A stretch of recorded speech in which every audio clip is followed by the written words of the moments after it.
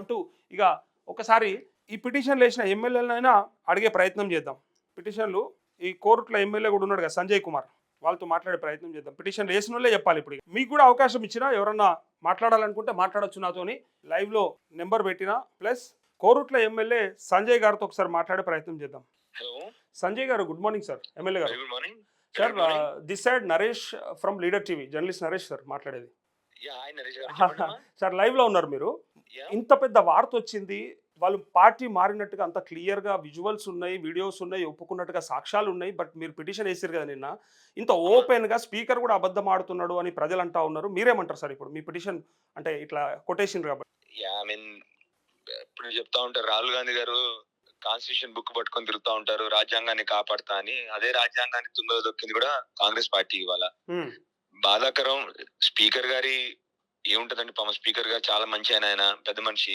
ఆయన కేవలం ముఖ్యమంత్రి గారి ఒత్తిళ్లకు గురై అది ఆర్డర్ ఇవ్వాల్సి వచ్చింది. ఆర్డర్ కూడా అక్కడ నుంచి వచ్చింది క్లియర్ గా. ఎందుకంటే ఆర్డర్ కూడా మాకు ఇవ్వలేదు, ఆర్డర్ కాపీ కూడా మాకు ఇవ్వలేదు. అఫీషియల్ వెబ్సైట్ లో పెడతామన్నారు, ఇంకా పెట్టలేదు. నిజానికి మాకు అప్పుడే ఇవ్వాల్సింది ఆర్డర్ కాపీ, అది కూడా ఇవ్వలేదు. డైరెక్ట్ గా ముఖ్యమంత్రి గారు ఆఫీస్ నుండి ముఖ్యమంత్రి గారి ఒత్తిడితో స్పీకర్ గారు అంత ముందు క్లియర్ గా చెప్పారు, నేను ఐఎమ్ అగేన్స్ట్ డిఫెక్షన్స్, నేను అసలు పార్టీలు మారడాన్ని నేను ఒప్పుకున్నాను కూడా చెప్పారు స్పీకర్ గారు. దాని గురించి ఉంది. అదే ముఖ్యమంత్రి గారు ఆయన ఇంకొక మాట అన్నారు. ముఖ్యమంత్రి గారు ఏమన్నారు, అసెంబ్లీ సాక్షిగా అన్నారు, ఎవరు ఏమి చేయలేరు, పార్టీలు మారినా ఏ రాజ్యాంగం కూడా నన్ను ఏమి పీకలేదు, సుప్రీంకోర్టు కూడా నన్ను ఏమి చేయలేదు డైరెక్ట్ గా చెప్పారు. ఆయన ఎన్నికలు రావు, మీరు భ్రమలో బతకకండి, ఎన్నికలు రావని చెప్పారు అని చెప్పారు. సో క్లియర్ గా అర్థమవుతుంది కదా, ఆయన రాజ్యాంగానికంటే పెద్ద మనిషి ఆయన ఇవాళ అని చెప్పి ఆయన చెప్పుకుంటున్నాడు. ఆయన అదే విధంగా ప్రూవ్ కూడా చేసుకుంటున్నాడు ఇవాళ ముఖ్యమంత్రి గారు. సో రాజ్యాంగం పట్ల, సుప్రీంకోర్టు పట్ల, కోర్టు ఆర్డర్స్ పట్ల వాళ్ళకి ఏమాత్రం గౌరవం లేదు. క్లియర్ గా అదే కాంగ్రెస్ గవర్నమెంట్ హిమాచల్ ప్రదేశ్ లో వాళ్ళ ఎమ్మెల్యేలు డిఫెక్ట్ అవుతే సస్పెండ్ చేశారు వాళ్ళని. ఇదే కాంగ్రెస్ ప్రభుత్వం ఇక్కడ ఆ ఎమ్మెల్యేని కాపాడుతా ఉన్నారు. ఇంత క్లియర్ గా ఎవిడెంట్ గా పార్టీ మారిన వాళ్ళని కూడా వాళ్ళకు కూడా సిగ్గు లేకుండా మేము పార్టీ మారలేదు, ఇంత మాత్రం ఎవరన్నా కూడా కనీసం కొద్దిగా సెల్ఫ్ ప్రైడ్ ఉండాలి, మేము పార్టీ మారలేదని చెప్పేశారు వాళ్ళు కూడా. ఇంకా ఆబ్వియస్ ముఖ్యమంత్రి గారు ఒత్తిడితో స్పీకర్ గారు కూడా ఆ నిర్ణయానికి వచ్చారు. సో తప్పకుండా ఇవాళ రాజ్యాంగం పరిహాసం జరిగింది, సుప్రీంకోర్టుని కించపరిచారు వీళ్ళు, అన్ని వ్యవస్థల్ని కూడా కించపరిచారు వీళ్ళు. సార్ సంజయ్ గారు, ఒక మాట ప్రజల నుంచి వస్తున్నటువంటి అంటే కామన్ పబ్లిక్ నుంచి వస్తున్న డౌట్ ఏంటంటే, పార్టీ మారడము అంటే ఇంకా ఏం ఉదాహరణ కావాలంటే కండువా కప్పుకొని ముఖ్యమంత్రి దగ్గర నిలబడ్డ ఫోటోలు సాక్ష్యం కాదా? ప్లస్ వాళ్ళ నోట్ నుంచి వాళ్ళే ఎస్ మేము పార్టీ మారడం, అభివృద్ధిలో భాగమైదాం అనుకుంటున్నాం అని చెప్పి ఓపెన్గా స్టేట్మెంట్స్ ఇచ్చిన అఫీషియల్ ఛానల్స్లో మాట్లాడినది సాక్ష్యం కాదా? ప్లస్ కాంగ్రెస్ పార్టీ మీటింగ్స్కి అటెండ్ అవుతూ కాంగ్రెస్ కార్యకర్తలు ఎంటేసుకొని తిరుగుతున్నటువంటి ఆ నాయకులు ఇంకా అసలు పార్టీ మారడం అంటే ఇంకా సాక్ష్యం ఏం కావాలి? జనరల్ గా ఒక ఎమ్మెల్యేగా మీకు తెలిసి ఉండాలి అసలు పార్టీ మారడం అంటే ఏంది. అది అర్థమవట్లేదు ఇప్పుడు నాకు కూడా అర్థమవట్లేదు. నాకంటే అసలు మీరు చెప్పిన అన్ని కాకుండా వాళ్ళు నోటితో చెప్పింది, అన్ని మీడియా ఛానల్స్ లో చెప్పినాయి, ప్రతి ఒక్క మీడియా ఛానల్ లో చెప్పింది కూడా మేము వాళ్ళకి అవన్నీ వీడియోస్ తో సహా పేపర్ కటింగ్స్ తో సహా స్పీకర్ గారికి ఇచ్చాము. అన్నిటికంటే ముఖ్యంగా ఏంటంటే స్పీకర్ గారే ప్రత్యక్ష సాక్షి. స్పీకర్ గారు అసెంబ్లీలో వీళ్ళందరూ కూడా ట్రెజరీ బెంచెస్ లో కూర్చుంటా ఉన్నారు. ఎక్కడైతే కాంగ్రెస్ సంబంధిత బెంచెస్ ఉంటాయో దాంట్లో కూర్చుంటున్నారు. స్పీకర్ గారు కూడా ప్రత్యక్ష సాక్షి. తెలంగాణ కాంగ్రెస్ అఫీషియల్ హ్యాండిల్ లో పెట్టారు, పార్టీ మారిన ఎమ్మెల్యేల ఫోటో పెట్టారు. తెలంగాణ ఏఐసిసి ప్రెసిడెంట్ వీళ్ళు కలిసారు, అన్ని జరిగినాయి. Everything which is evidence. Okay, కానీ పార్టీ మారడం అంటే ఏంటి సార్? ఒకవేళ మీరు మారాలనుకున్నారు అనుకోండి, ఇప్పుడు అంటే ఏం చేయాలి? డప్పులు కొట్టి దేశమంతా చెప్పి వాళ్ళు డప్పులు కొట్టి పోస్టర్ కూడా వేసుకున్నారు. అది కాకుండా ఇంకేమన్నా అంటే నాకు కూడా తెలియట్లేదు ఇది. అదే ఇప్పుడు ప్రాబ్లం ఏంటంటే ఎవరికి అర్థం అవుతుంది పార్టీ మారడము అంటే ఎట్లా మారాలి? అదేమన్నా వీళ్ళు ఇస్తారా లైన్? ఏమన్నా ప్రజల్ని మోసం చేసినారు, ప్రజల్ని పిచ్చోళ్ళు చేస్తున్నారు. అరే ఎట్లా ఊరుకుంటారు సార్? అసలు అసెంబ్లీని పరిహాసం చేశారు, రాజ్యాంగాన్ని పరిహాసం చేశారు. అసలు అంత జోక్ అయిపోయింది వీళ్ళకి. ఆయా నియోజకవర్గ ప్రజలు ఊరుకుంటారా సార్? వీళ్ళని ఎమ్మెల్యేలు తిరగనిస్తారు? అసలు ఏమంటే ప్రజలు ఎప్పుడు ఎలక్షన్లు వస్తే బుద్ధి చెప్పేవారు వాళ్ళకి. ఇప్పుడు సరే ఇంకో 2 ఏళ్ల కన్నా ఎలక్షన్లు వస్తాయి కదా, 100% ఇప్పుడు ఎలక్షన్లు రాకుండా ఉండదు. మేము ఎట్లాగో మేము కోర్టుకు పోతాము. కోర్టు తప్పకుండా దీని మీద మొన్న కదా కోల్కతా హైకోర్టు ముకుల్ రాయ్ గారిని తీసిపడేసింది. అదే విధంగా జరగబోతోంది ఇక్కడ కూడా, తప్పకుండా జరుగుతుంది ఇక్కడ కూడా. 100% వీళ్ళందరూ కూడా సస్పెండ్ అవుతారు. మళ్ళీ ఎలక్షన్లు ఎట్టి పరిస్థితుల్లో వస్తాయి. సార్ మీరు అప్పుడు అసెంబ్లీలో లేరు, కానీ నేను చెప్పే మాట ఏంటంటే బీఆర్ఎస్ కూడా అంటే టీఆర్ఎస్ కూడా అప్పుడు సిఎల్పిని టీడీఎల్పిని విలీనం విలీనం చేసుకుంది. అంటే లెజిస్లేచర్ పార్టీ మొత్తం విలీనమైంది. కొంతమంది ఏం విమర్శిస్తారంటే కేసీఆర్ చేస్తే సంసారం ఎట్లయితది, మేము చేస్తే వ్యభిచారం అవుతుందని అడుగుతారు. వాళ్ళకి మీరేం చెప్తారంటే?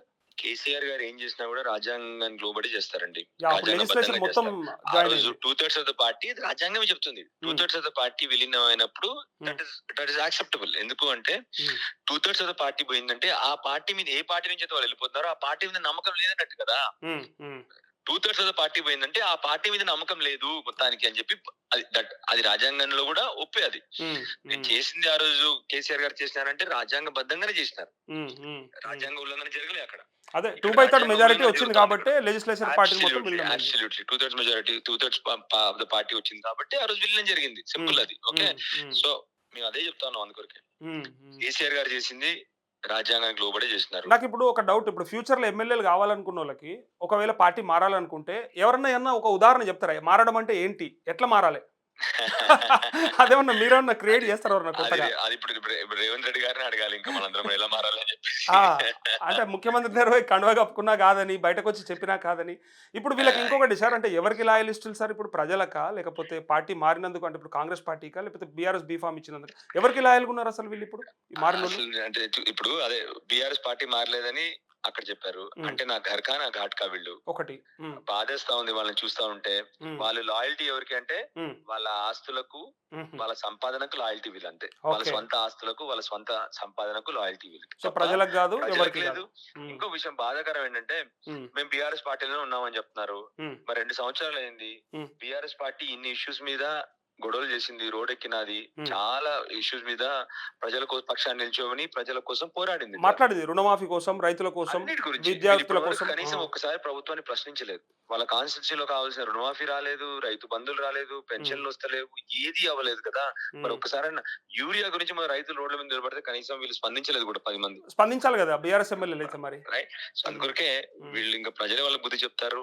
ప్రజలు దానికంటే ముందు 100% నాకు కాన్ఫిడెన్స్ ఏంటంటే కోర్టు కూడా వీళ్ళకి బుద్ధి చెప్తాయి. చివరిగా ఒక మాట, యాక్చువల్గా నాకు అంటే మీకు బాధ అనిపించవచ్చు ఈ మాట, కానీ మరి ఆయా నియోజకవర్గ బీఆర్ఎస్ కార్యకర్తలకు సోయి లేదా మరి? అంటే కుర్చీ వేసి ఒక కార్యకర్తల సమావేశం పెట్టుకొని, అన్నా నువ్వు రా, యాడున్నో ఎడవండుకున్నావు, ఇగో ఇది నీ సీటు నువ్వు అని చెప్పి మాట్లాడి పిలిచేట్టు ఎందుకు లేదు మీరు? కదా మన జగిత్యాలలో ఒక కార్యకర్త అయితే కప్పమని వెళ్ళాడు, కానీ ఒక మీటింగ్ పెట్టి కార్యకర్తల సమావేశంలో చాలా సార్లు మీటింగ్ పెడతా ఉన్నారు. వాళ్ళని పోలీసు వాళ్ళు వాడుకొని అరెస్ట్ చేపిస్తా ఉన్నారు. వాళ్ళ మీద పోలీస్ జులుం ఉపయోగిస్తా ఉన్నారు. ఎమ్మెల్యే కోసం సీటు పెట్టి ఎమ్మెల్యే గారు రావాలని చెప్పి.